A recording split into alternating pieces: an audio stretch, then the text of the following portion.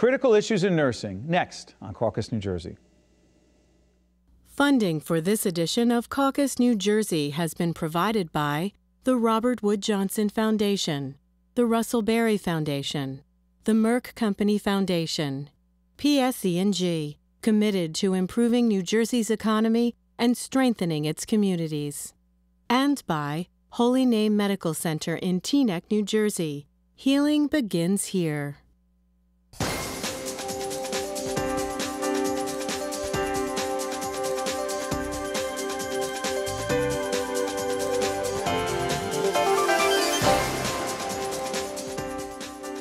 Welcome to Caucus, New Jersey. I'm Steve Adubato. You know, nurses are on the front lines of our nation's healthcare system every day, yet the number of people choosing the nursing profession is simply not keeping up with demand. Joining us here in the studio to talk more about it are Dr. Susan Bakewell-Sachs, Program Director of the New Jersey Nursing Initiative and Dean of the School of Nursing, Health and Exercise Science, I can say this, at the College of New Jersey.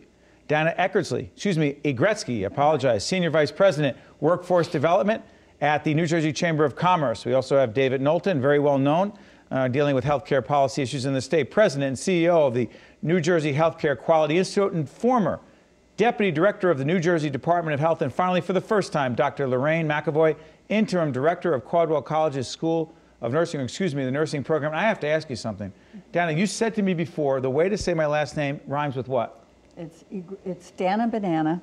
Dana Banana. And Egrecsky, like Wayne Gretzky, but with an E. See, when you're in New Jersey and you're a Devils fan, the Gretzky thing is hard. That's what the thing is. David, how do you like that for an excuse? That was weak. Trust me, I know I'm not going to get away with that. But score points with the Devils. Here we go. Let's talk about this nursing shortage. By the way, you came and talked to us in one of our one-on-one segments about this.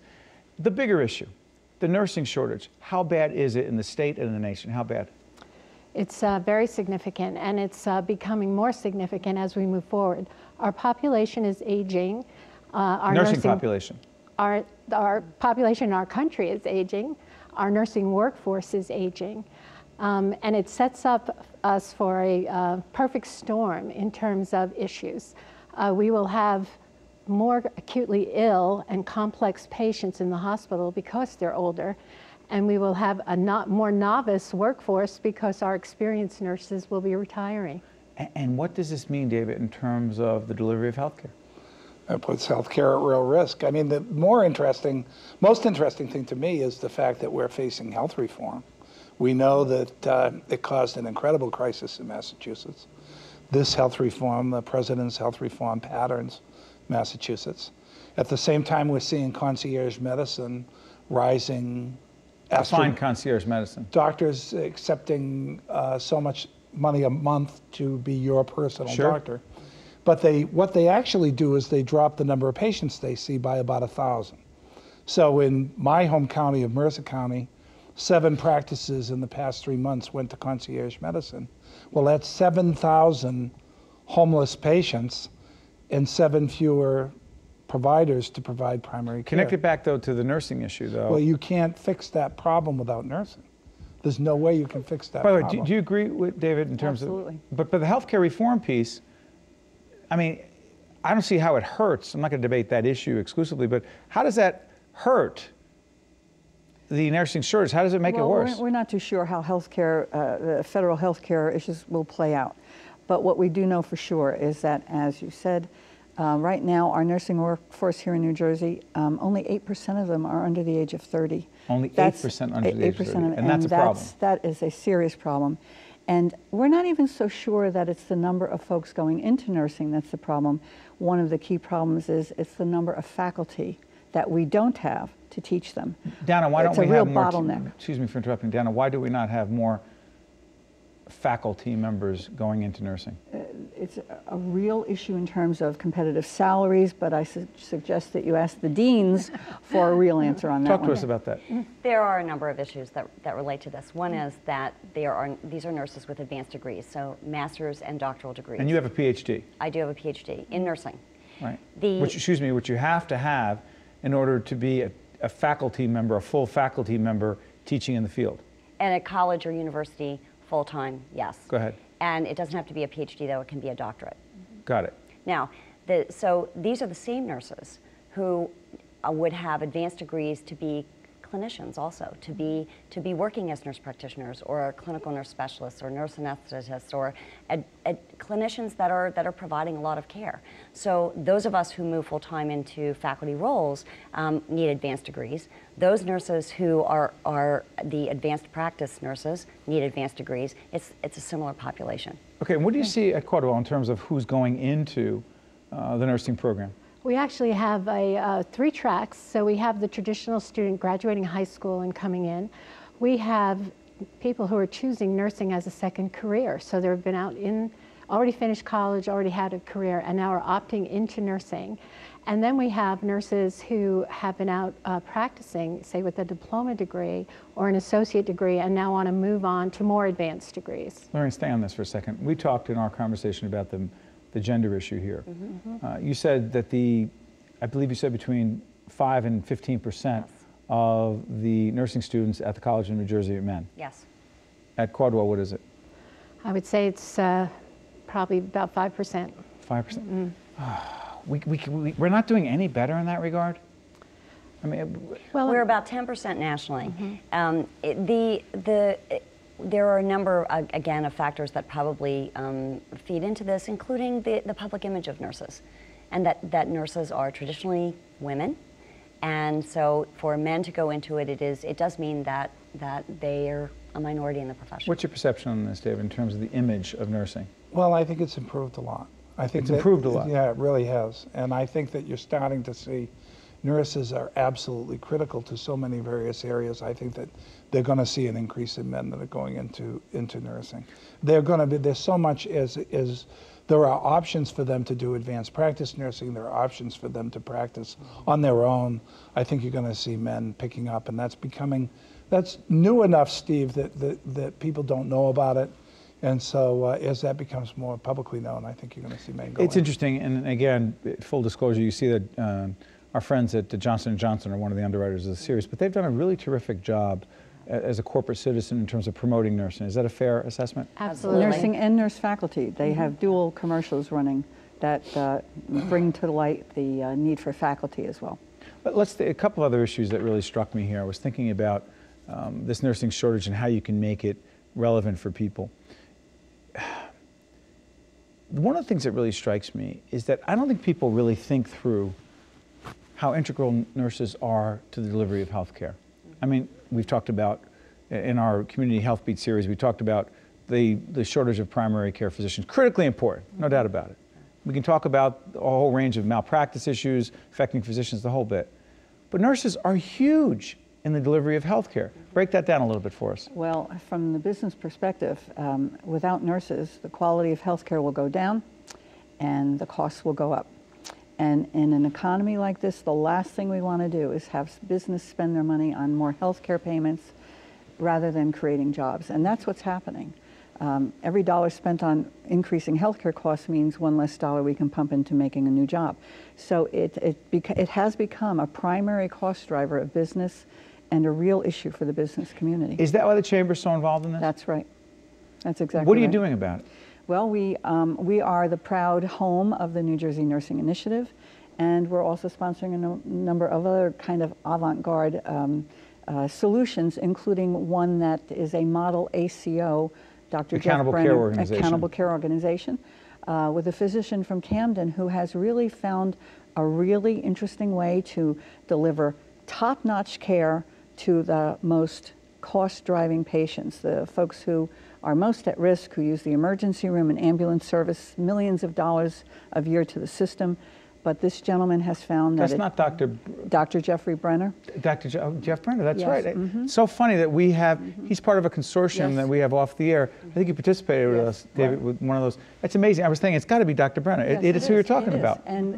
But the Chamber's involved because we see his work and the New Jersey Nursing Initiative as solutions to what might otherwise be staggering increases in healthcare. If you ask Jeff Brenner, though, what the pivotal piece is for him, it's advanced practice nursing. It's advanced practice Couldn't nurses. do it without it. Advanced practice nurses. Right. Which Why is another case, issue, by the way.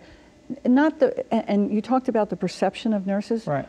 You stop any 10 people on the street, I would bet you that 8 of them don't know what an advanced practice nurse is. And describe, what is it? An advanced practice nurse is a nurse that has at least a master's degree and has a specialty certification as a nurse practitioner, clinical nurse specialist, nurse anesthetist, or certified nurse midwife. And that's the issue that you're saying, Dr. Brenner, and others who really understand delivery of healthcare, particularly in urban areas. They would say, hey, that's a top concern. It's critical. Yeah. But because you the primary care that nurse environment that you're talking about, Steve, you think of your interaction with the healthcare system when you're in a hospital. So you have contact with a doctor, you have a contact with maybe a radiologist, a lab tech. About 85% of your contact is with nursing. That's right. Absolutely right. So I'm the chairman of the lead for our group nationally. We work on patient safety. Can't do it without nursing. Mm-hmm. But my point on reform, can't do it without nursing. Mm-hmm. So my overview of the whole thing is you just can't get there without nursing. It just doesn't work. I see you making, I see some nonverbal cues that say I want to get in this. I do. I think just to echo that and to build on it, because nurses would drive the cost of care down if we can have access and get to patients and be out there practicing. Our role as health educators and disease management and coordinating care can circumvent those high risk emergency room visits and people calling ambulances if we can do disease management and really educate the public and get them involved in their own health and well-being.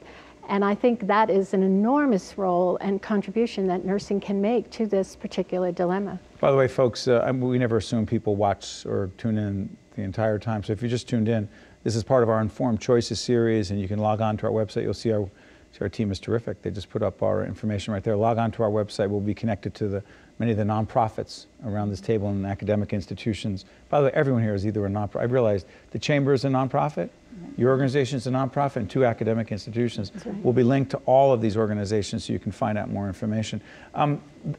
Help me on the numbers here. We will be short 40,000 nurses by the year 2020 is the projection. Mm-hmm. And that is an estimate. We could be underestimating that figure.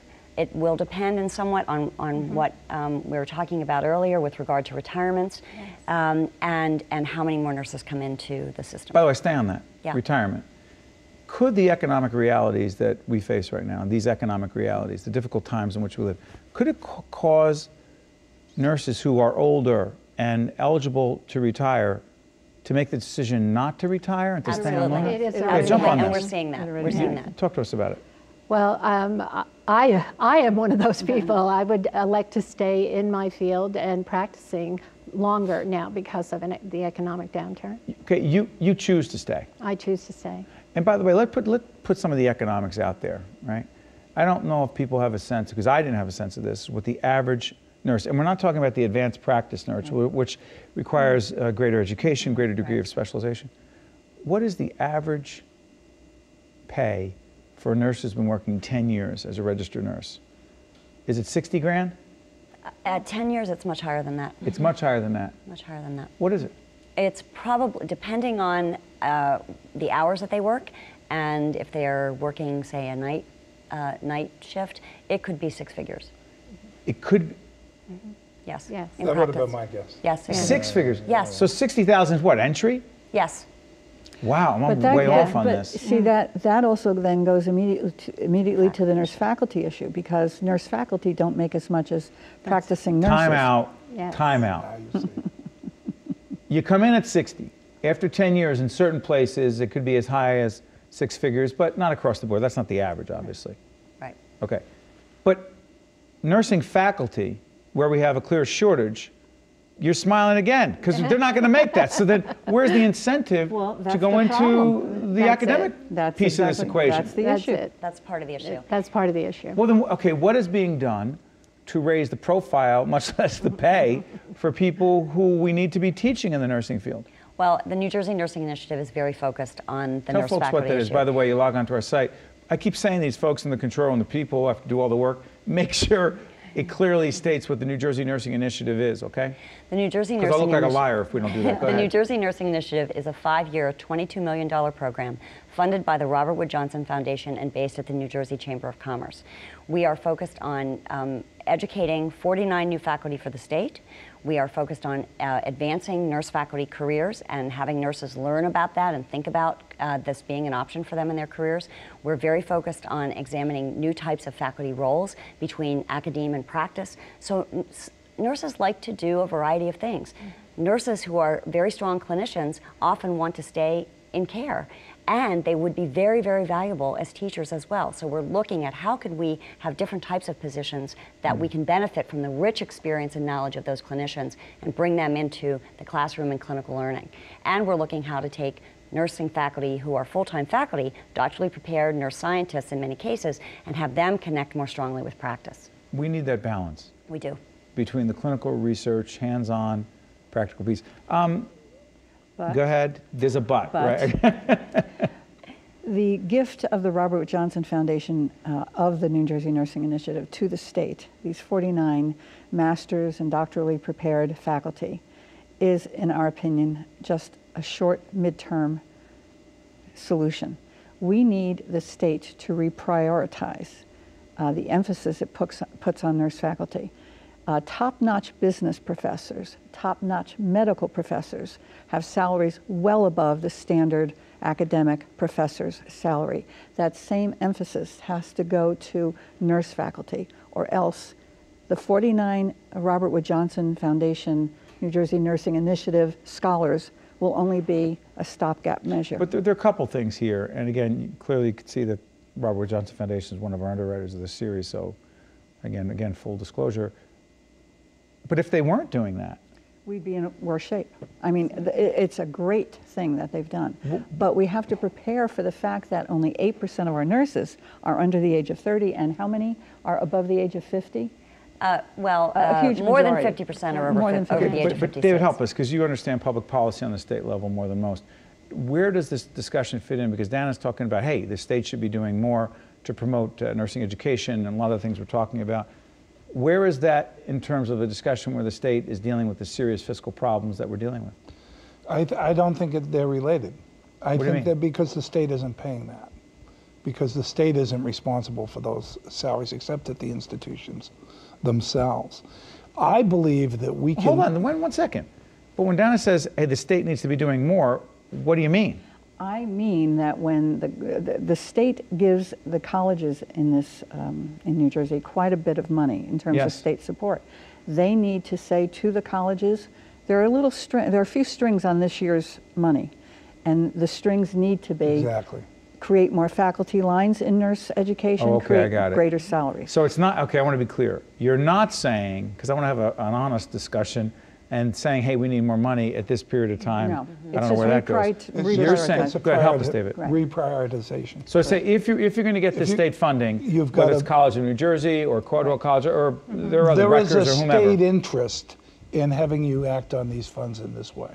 That's the message. There is a state interest in having more nurse faculty, and in order to do that, we're going to have to go up. I think there are also development opportunities in this. Development opportunities, what does that mean? In other words, hospitals, pharmaceutical companies, business that have an interest in nursing and that can help support. We've got to raise the awareness so that we can raise the priority. You know what I hear, it's interesting, is that this is my interpretation of what I think is being said.